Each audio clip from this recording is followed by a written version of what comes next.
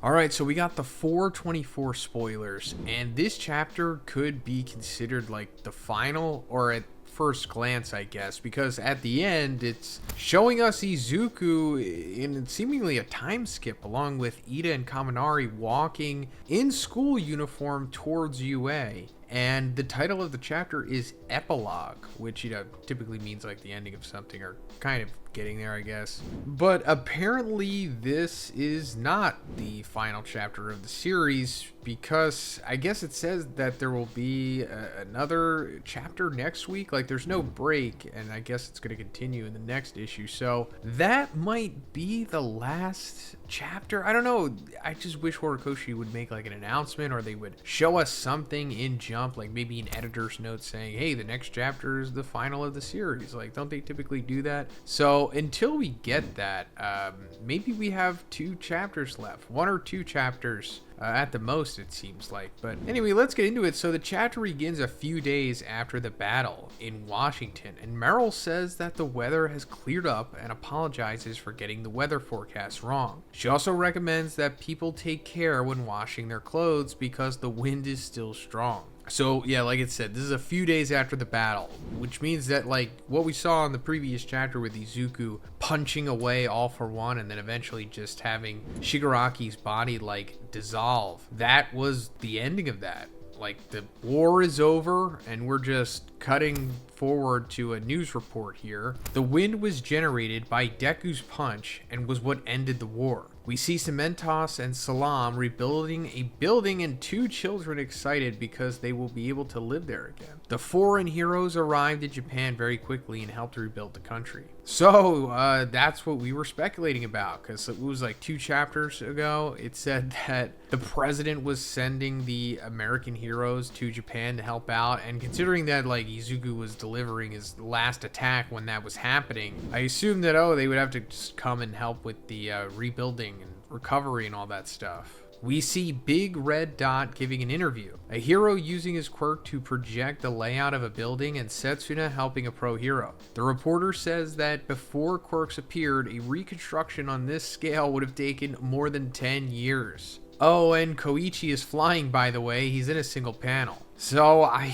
guess that's as far as it goes with the American heroes coming over and just the other international heroes as well. We talked about Koichi possibly showing up along with Captain Celebrity, but man, I didn't expect it to just be 1 panel of Koichi. Like, Horikoshi could have gone a little further with that, considering that he literally comes from like the spin-off series of this series that he, greenlit, of course, and probably had some creative input in it, but still, at least have him talk to somebody. The doctor at the Central Hospital says that Bakugo's arm won't go back to normal, and surgeries helped keep its shape, but he doesn't even know if rehab will help. If he wants to keep being a hero, the best thing to do would be put a robotic lens on him like Mirko's. Bakugo says that he won't do that because his quirk comes from the sweat of his hands. Besides, Deku has no quirk at all now. He says that he's going to work hard in rehab, but the doctor tells him to just do light exercises because he's worried about Bakugo's heart. If it hadn't been for Ed's shot, he would have died. The doctor doesn't understand how he kept fighting and traveled dozens of kilometers in those conditions, but he should rest now. It cuts to another hospital room, and Deku can't believe that he's in the same one as All Might. So Bakugo's here.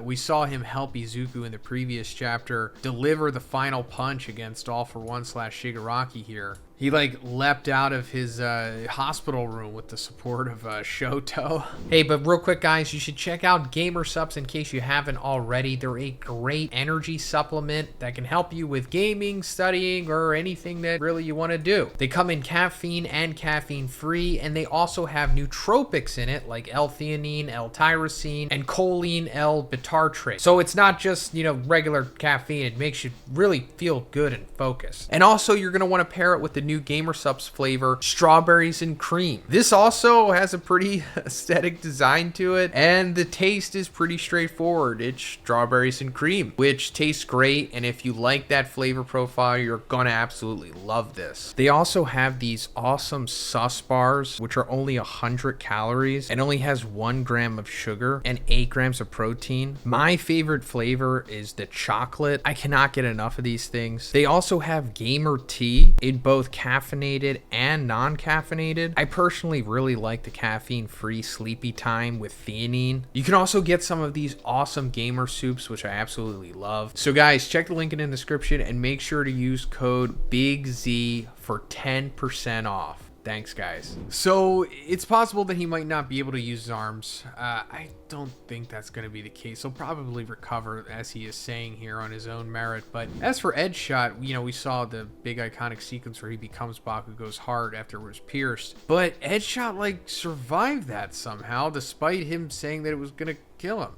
So it's like, where is Ed's shot now? Is he still like that little tiny stringy version of himself, or is he like recovered, or what's going on with him? That would be pretty weird if we don't get an update on what's going on with him. All Might said that this must be Suguchi's doing. Deku says that he can feel his arms again, but he's still upset that he couldn't save Tenko's life. Even though the hatred in his heart vanished, he refused to stop being the leader of the league until the end. All Might asks how Shigaraki's face was at the very end, and Deku remembers the end of their talk. You've already destroyed it. That'll all depend on what you guys do from now on. Good luck. All Might says that if Deku no longer saw the crying boy, then his heart was saved. So I'll go more into this sequence in my full review of the chapter.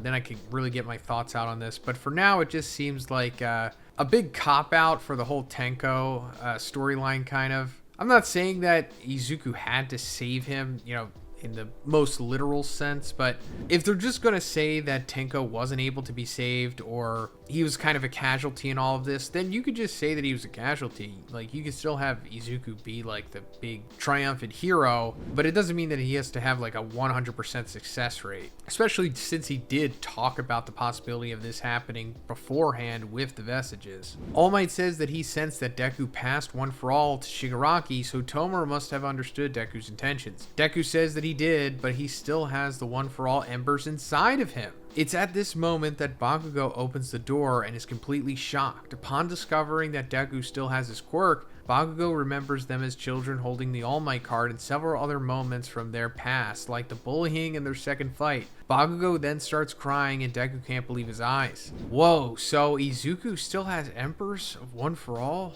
Which I guess means that he could still be a hero. I'll go more into that into my full review as well, because we got to go over the possibilities of this. And Bakugo straight up crying to Izuku here. This isn't the first time Bakugo's cried. He's cried at least once at the end of their second fight that he's mentioning here, when All Might came in to intervene. I don't know, maybe he cried again after that, but this is definitely the first time that he's crying like towards Izuku, because he's just letting out all that pent up emotion that he's had for like years. Bakugo says that he's reflecting on everything he's done to Izuku, and that he still wants to continue competing with him for a long time. All Might says that the two of them have become stronger, and that they have changed a lot since the day he met them. Deku became his greatest hero the moment that he ran, but now he's also the greatest hero to everyone else. And Bakugo saved All Might's life, thus allowing him to say all these things to them now. The two of them are the greatest heroes, and All Might thanks them both. Narrator Deku says that when he was a child, he thought that the world automatically returned to a state of peace when a war ended. However, their story isn't over yet. We see Shoto facing back, and some things that look like shells, and a pensive Ochako. They still need to create their bright future, and they need to go beyond. The last page shows Deku, Ida, and Kaminari in their school uniform walking towards UA, which is being rebuilt. Chapter 424, Epilogue. So this is what I was talking about, and this can't be the last chapter. If it is, obviously everybody's going to be upset with that, but, you know, no announcement or anything, and it seemingly is going to have another chapter next week, so I don't think this is the end. But maybe it's just the epilogue of the war, or it's beginning of the epilogue. Like, this is leading us into the last few chapters. Because, you know, they say just right here that they need to go beyond. They still need to create their bright future. So we have to at least see some finales with the characters, you know, even if it's just one panel each. And also, we need to see Izuku's dad. Like, he's probably going to show up in the next two chapters too. But let me know what you think about this in the comments, guys. Like I said, I'll go way more into this in my review for the chapter. And if you liked it, please give it a like and please subscribe if you haven't already. Have a great day, and I'll see you in the next one.